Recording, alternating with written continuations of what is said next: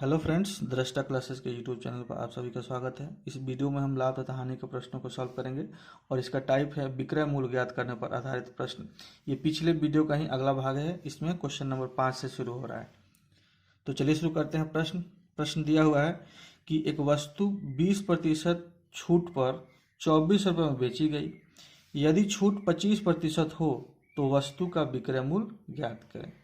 अच्छा, मैंने लाभ तथा हानि कंसेप्ट में बताया था कि छूट जो होता है मार्केट प्राइस पर कैलकुलेट होता है। ठीक है, एक फॉर्मूला होता है कि मार्केट प्राइस गुने 100 माइनस छूट बट्टा 100 बराबर सेलिंग प्राइस। ये फॉर्मूला होता है। मैंने कंसेप्ट में आपको बताया है कि मार्केट प्राइस पर ही छूट कैलकुलेट होता है, यानी कि मार्केट प्राइस गुने 100 में से छूट प्रतिशत घटा लेंगे। ठीक है, तो जो आएगा ये वो क्या हो जाएगा, सेलिंग प्राइस के बराबर हो जाएगा। तो यही हम निकाल देंगे। तो हमें तो मार्केट प्राइस नहीं पता है, तो मार्केट प्राइस को एमपी लिख लेते हैं।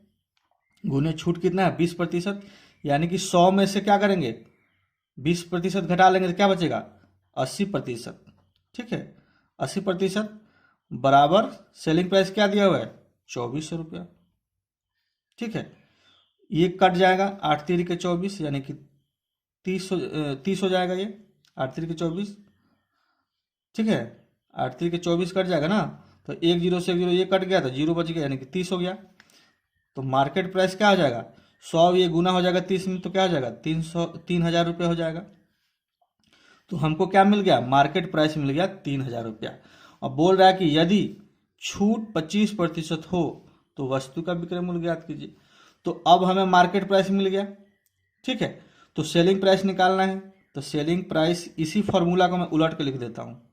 ठीक है, इसी फॉर्मूला को उलट के लिख देता हूँ। तो क्या लिख दूंगा, यहाँ पर मार्केट प्राइस गुने 100 माइनस छूट बट्टा 100।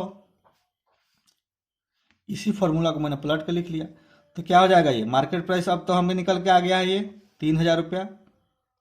3000 गुने, अब बोल रहा है कि छूट कितना है, 25%, यानी कि 100 में से छूट 25% माइनस होगा तो कितना हो जाएगा, 75%। ठीक है, तो 2 जीरो से 2 जीरो ये कट जाएगा, तो ये गुना हो जाएगा तो कितना हो जाएगा,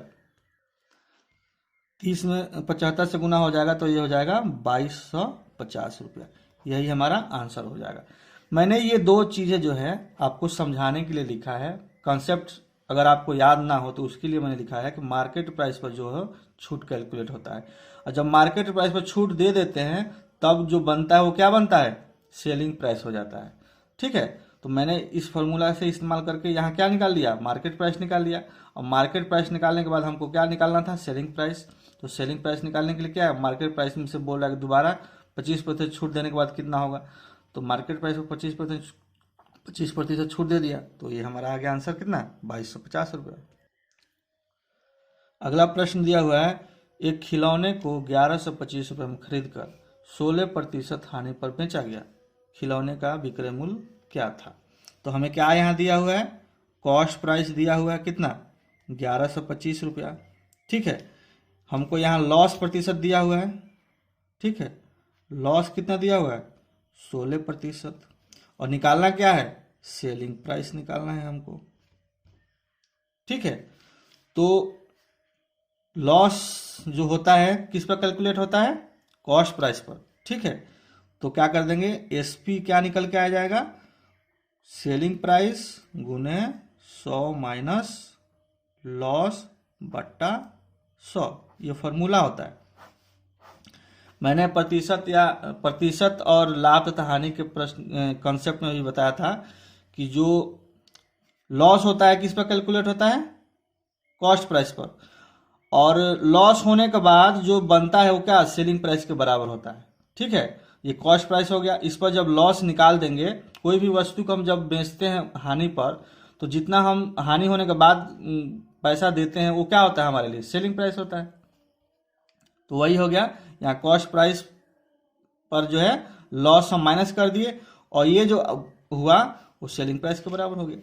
हमें निकालना क्या है, सेलिंग प्राइस। तो इसमें वैल्यू पुट कर देंगे, 1125 गुने 100 में से लॉस, मैंने प्रतिशत में बताया भी था कि लॉस हो रहा है तो 100% जो होता है अपने आप में होता है कॉस्ट प्राइस, और लॉस क्या है 16%, तो घट के कितना हो जाएगा 84%, यानी 84/100। ठीक है, तो ये गुना हो जाएगा, कितना हो जाएगा, या इसको काट सकते हैं आप, इसको काट दीजिए आप, इसको काटेगा तो 25 चौके 100 हो जाएगा, 25 चौके 100 और 25 25 100 हो जाएगा। ये 4 से कितना कटेगा 21 बार में कट जाएगा। तो जब इन दोनों को आप गुना कीजिएगा तो कितना आएगा 945 रुपया, यही हमारा आंसर हो जाएगा। एक बार फिर समझिए, ये जो मैंने लिखा है आपको कंसेप्ट में बताया था कि जो लॉस होता है वो कॉस्ट प्राइस पर कैलकुलेट होता है। ठीक है, और परसेंटेज में क्या बताया था कि मान लीजिए कि हानि या कमी होता है तो क्या करते हैं कॉस्ट प्राइस में से माइनस करते हैं। ठीक है, तो कॉस्ट प्राइस अपने आप में क्या होता है 100% होता है। ठीक है, तो 100 में से लॉस प्रतिशत को माइनस कर लिए, यानी कि क्या कि हम 100 में से ये 16 को माइनस कर लिए, यानी कि 16% को माइनस कर लिए, तो कितना बचेगा यहाँ पर 84% बचेगा। तो 84% कैसे लिखते हैं 84/100। ठीक है, इस तरीके से आप निकाल सकते हैं। इसी प्रश्न को आप दूसरे तरीके से कैसे बना सकते हैं, ये देखिए सेकेंड मेथड। इसी प्रश्न को आप बना सकते हैं यूनिट मेथड से। कैसे, यहाँ क्या दिया है 16% लॉस। ठीक है, तो फ्रैक्शन को 16% कैसे लिखेंगे 16/100। ठीक है, ये कटेगा तो हो जाएगा 4, ये हो जाएगा 25। ठीक है, तो 4/25, तो ये हो गया।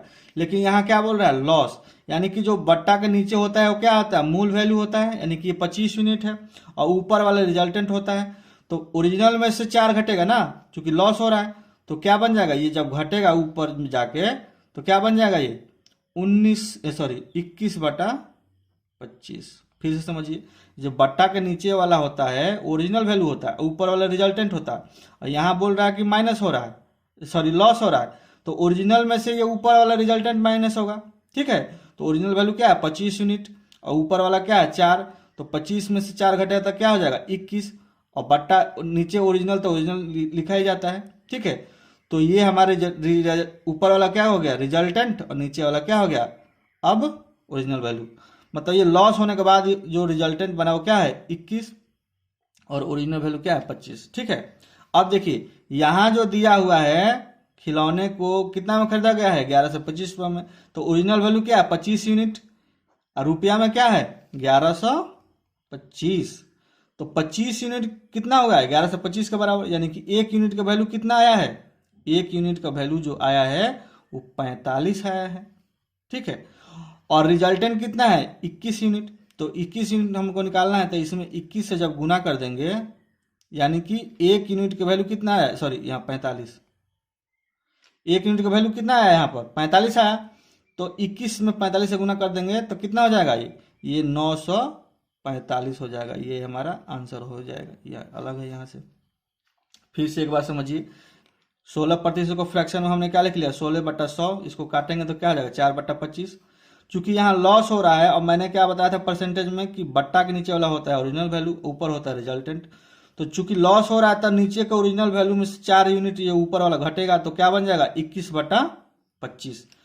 तो नीचे वाला ओरिजिनल वैल्यू है कितना 25 यूनिट, और यहाँ क्या दिया है कॉस्ट प्राइस 11 से 25, तो इस 25 यूनिट के बराबर क्या हो जाएगा 11 से 25 को रख देंगे, तो 25 यूनिट के बराबर जो 11 से 25 को रख देंगे तो 1 यूनिट का वैल्यू निकालेंगे तो क्या हो जाएगा, इस 11 से 25 में 25 से भाग दे देंगे, तो 1 यूनिट का वैल्यू निकल के आ जाएगा क्या 45।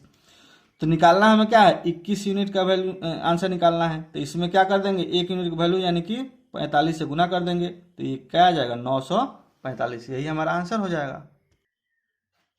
अगला प्रश्न है, एक दुकानदार 60 रुपये में 100 संतरे खरीदता है, वह 15% परिवहन पर व्यय करता है, 20% लाभ कमाने के लिए 100 संतरों का विक्रय मूल्य क्या होना चाहिए। अच्छा, यहाँ 100 रुपये में 60 रुपये में 100 संतरे खरीदता है और 15% परिवहन पर व्यय करता है, तो कुल लागत क्या हो जाएगा, कुल लागत यानी कि कॉस्ट प्राइस कुल जो होगा वो कितना हो जाएगा, 60 रुपया में तो 100 संतरे खरीदता है यानी कि 60 रुपया तो ये हो गया।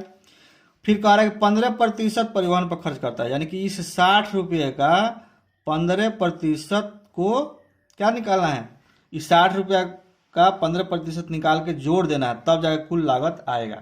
फिर से समझिए, ये 60 रुपया क्या हो गया, 100 संतरों का मूल्य हो गया। और ये जो 15% निकल रहा है ये परिवहन पर ब्याज है।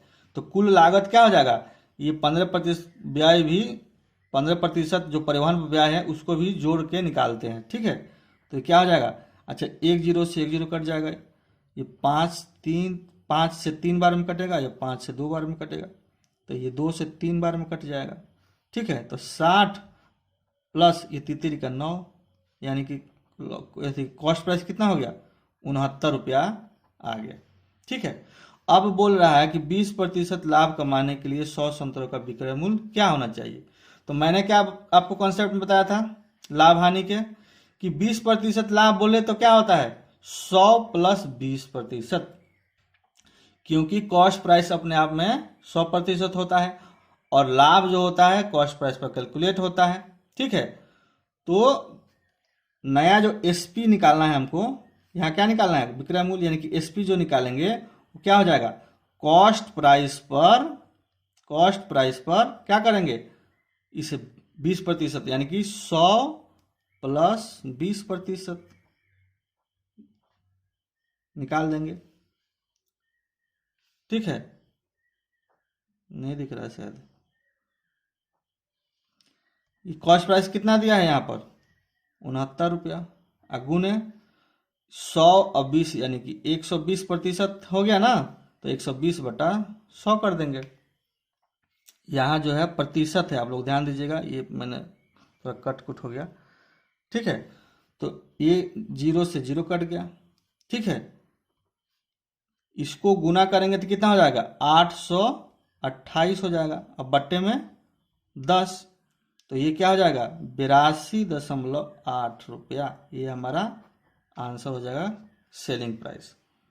फिर से एक बार समझिए, लागत मूल्य हमें कुल निकालना है, तो 60 रुपये में तो वो 100 संतरे खरीद रहा है और 15% परिवहन पर खर्च कर रहा है, यानी कि दोनों को जो जोड़ देंगे तब हमारा कुल लागत निकल के आएगा। तो कितना आया है यहाँ पर 69 रुपया। फिर कह रहा है 20% लाभ कमाना है, तो कॉस्ट प्राइस पर 20% लाभ कमाएगा। ठीक है, तो कॉस्ट प्राइस में क्या होगा 100% जो होता है कॉस्ट प्राइस अपने आप में होता है, तो 100 प्लस 20% यानी कि 120%, ये क्या हो गया है 120%, कॉस्ट प्राइस का 120% निकाल देंगे, तो कॉस्ट प्राइस कितना है 69 और 120% यानी 120/100, इसको सॉल्व करेंगे तो आंसर हमारा क्या आ जाएगा 82.8 आंसर आ जाएगा। अगला प्रश्न है, एक खराब वस्तु जिसका मूल्य 1200 रुपया है को 15% हानि पर बेचा जाता है, यदि मूल्य में और 5% की कमी की जाती है तो इसका विक्रय मूल्य क्या होगा। ठीक है, तो ये जो है मूल्य क्या है, कह रहा है क्या निकालना है हमको कि 15% हानि पर क्या है सेलिंग प्राइस निकालना है। ठीक है, 15% हानि पर सेलिंग प्राइस हो जाएगा कितना, ये 1200 रुपया मूल्य है, तो 1200 का कितना निकाल देंगे 85% निकाल देंगे। यहां क्या बोल रहा है 15% की हानि पर सेलिंग प्राइस, तो 1200 रुपया इसका क्या है मूल्य है, तो उसका क्या 15% हानि होने के बाद 15% हानि होने के बाद कितना बचेगा 85%, तो इसका 1200 का 85% निकाल देंगे तो ये क्या आ जाएगा सेलिंग प्राइस। जब हम हानि होने के बाद किसी वस्तु को बेचते हैं हानि पर, तो हानि होने के बाद जो वैल्यू बनता है वो क्या बनता है सेलिंग प्राइस, तो वही हो रहा है यहाँ पर 1200 रुपया अंकित मूल्य इसका मूल्य है। ठीक है, 1200 रुपये इसका मूल्य है और 15% की हानि हो रहा है, तो 15% हानि होने के बाद क्या होता है कॉस्ट प्राइस अपने आप में 100% होता है, तो 15% की हानि होने के बाद कितना बचेगा 85%, तो इसका 85% निकाल देंगे तो ये कट जाएगा 2 जीरो से 2 जीरो। ठीक है, ये गुना होगा तो कितना हो जाएगा, ये गुना होगा 12 और 85 में तो 1020 हो जाएगा, तो ये क्या आ गया सेलिंग प्राइस आ गया 1020। फिर बोल रहा है कि यदि मूल्य में और 5% की कमी की जाती है, यानी कि पुनः 5% की कमी पर सेलिंग प्राइस। ठीक है, तो पुनः 5% कमी पर सेलिंग प्राइस, तो ये क्या है ये पहले सेलिंग प्राइस निकला है और इस पर बोल रहा है कि 5% की और, यानी कि 1020 पर 5% की कमी करेंगे तो क्या बचेगा 95%।